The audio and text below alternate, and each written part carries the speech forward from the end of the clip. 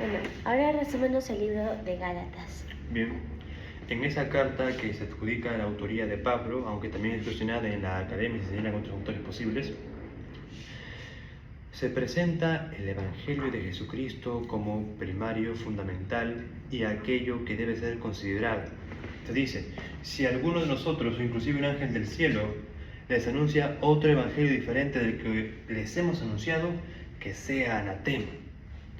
Critica a los Gálatas por alejarse del evangelio de Cristo, por estar tan débiles en sentido espiritual, que pueden ceder a otras enseñanzas falsas.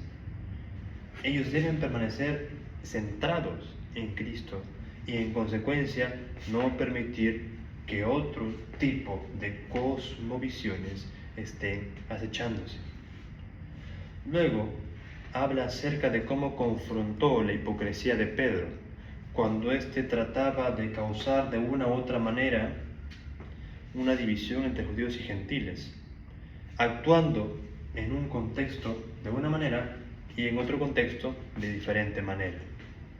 Eso es confrontado por Pablo y él señala que en el fondo debemos ser coherentes con nuestra fe y no delatar cierto tipo de hipocresía. A su vez, refuerza en ellos que ya no están bajo la ley, están bajo el nuevo pacto, los mandamientos de Cristo, bajo la gracia. Ya no están sometidos a esa esclavitud mediante la cual antes estaban. La ley solamente fue un ayo que los conducía a Cristo, fue un instructor, pero cuando vino Cristo ya no están bajo esa ley, sino bajo la gracia. Todo es sombra de lo que iba a devenir. La realidad pertenece a Cristo.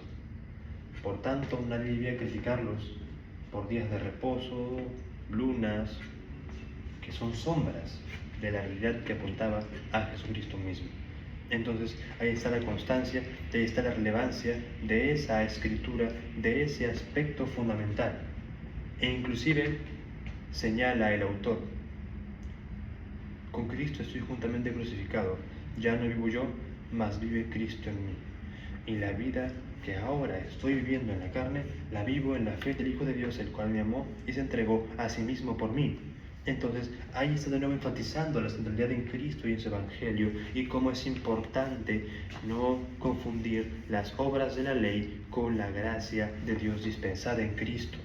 Dios ha establecido un pacto eterno, un nuevo pacto, donde las consideraciones de la ley ya no están siendo las que evalúan al hombre en cuanto a si es salvo o no. Ahora es mediante la fe en Cristo que el hombre es salvo y llega a la salvación y abraza la vida eterna y la reconciliación con Dios debido a esa dispensación que Dios ha efectuado. Ya después, en Gálatas 5, se habla acerca del fruto del Espíritu, amor, y también de esas implicaciones que se desprenden del amor: gozo, paz, paciencia, benignidad, bondad, fe, apacibilidad, mansedumbre. Contra tales cosas no hay ley. Muchos sugieren que el sentido propio del griego es hablar de el fruto del Espíritu, no de los frutos del Espíritu, plural. Por tanto, a lo que aludiría inicialmente es al amor. Y ya después ese amor desprendería otras cualidades: gozo, paz, paciencia, benignidad, bondad, fe, mansedumbre. Y se señala que contra tales cosas no hay ley. Es relevante si es que esta traducción es la predominante y la correcta según la gramática griega.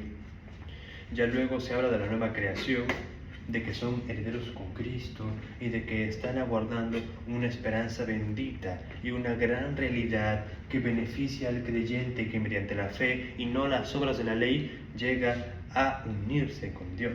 Entonces es una recriminación a los judaizantes y a los judíos que trataban de hacer prevalecer la ley por encima de Cristo, por encima de su sacrificio, o buscaban añadirle muchas cosas adicionales que eran doctrinas de hombres. Dios no necesita acciones corruptas de los humanos. Le bastó y fue suficiente el sacrificio perfecto y las obras maravillosas de su Hijo Jesucristo para que Él diga: acepto a Cristo como el representante del mundo, y por medio de la fe los que creen en Él obtienen vida eterna. Y Dios ve ya no al pecador, ve a Cristo en su lugar, porque Cristo es el sustituto, es el Cordero del sacrificio, aquel que quita el pecado del mundo y el que anula todo aquello que perjudicaba al ser humano. Todo aquello fue clavado en la cruz. Cristo ha limpiado y ha perfeccionado para siempre. Con un solo sacrificio hizo perfectos a los santificados.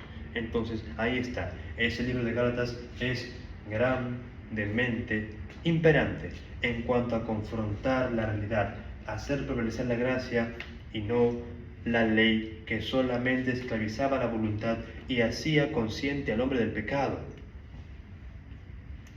Dios ha mostrado su voluntad eterna en Jesucristo, y ese sacrificio tan maravilloso y glorioso nos permite y abre las puertas a la reconciliación con Dios, de tal manera que podemos estar tranquilos y seguros de que descansamos en la voluntad bendita del Padre, y en consecuencia somos herederos de las promesas que Él nos da y nos brinda por toda la eternidad.